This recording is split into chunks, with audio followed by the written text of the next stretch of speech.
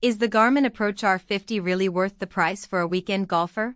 Or is it a tool that only pros and serious amateurs should be shelling out for? Who will actually get a measurable boost in their game, and who might end up paying for features they'll never use? Those are the questions that keep me up at night when I'm scrolling through a sea of launch monitors promising instant swing analysis. Link is in the description if you want to check the product details on Amazon. When I first heard about the R50, I imagined a sleek, portable box you could drop in the garage, launch a ball, and instantly see a 3D replay of your swing.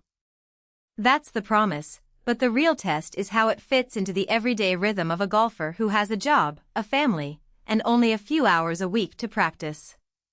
I spent a couple of weekends setting it up in my own backyard, using it on the range, and even trying a virtual round on a rainy Saturday. What I discovered was a device that can feel like a personal coach when you actually use the data, but also a gadget that can become a distraction if you're not clear about what you want to improve. First off, let's talk about the practical setup. The R50 is about the size of a small speaker and runs on a rechargeable battery that lasts for a full range session, so you don't have to hunt for an outlet every 30 minutes. The initial pairing with the Garmin Golf app is straightforward. Just turn on Bluetooth, launch the app, and follow the on-screen prompts. There's a built-in barometer that reads atmospheric pressure, which the software translates into more accurate carry distance estimates. In theory, that's great because you get a more realistic picture of how far the ball will travel on a humid morning versus a dry afternoon. In my backyard test, the biggest strength showed up in the instant impact video. When I swung, the R50 captured a high-speed clip of the club face meeting the ball, and the app overlaid ball speed, launch angle, and spin rate in real time.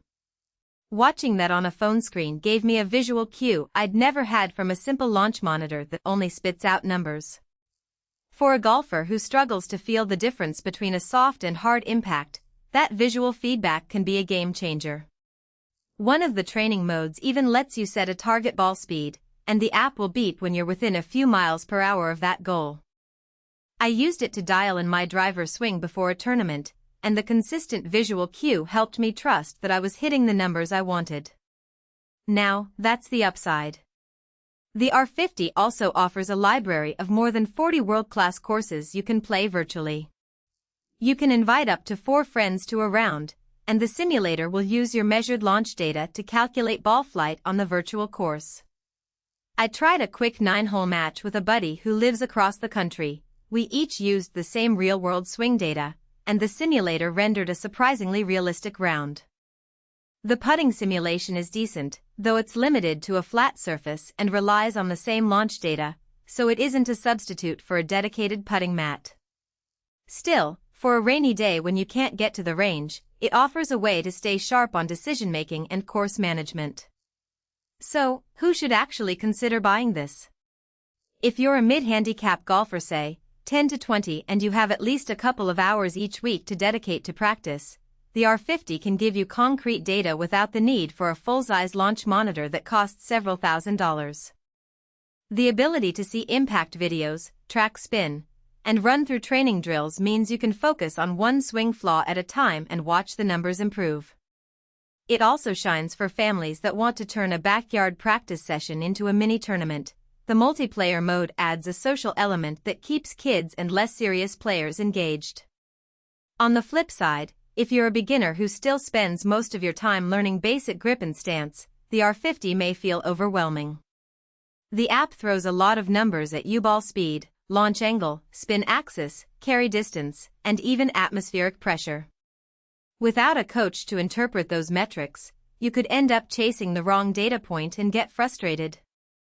Likewise, if you're a low handicap player who already uses a high-end launch monitor like the TrackMan or FlightScope, you'll likely miss the depth of data those systems provide, such as club head speed, face angle, and detailed shot dispersion charts. The R50 is more of a good enough solution for the average golfer, not a professional-grade analysis tool. One hidden trade-off that only becomes obvious after a few weeks is the reliance on the phone for the UI. The R50 itself has no screen, so you're constantly looking at your phone while you swing. That can be a bit awkward if you're trying to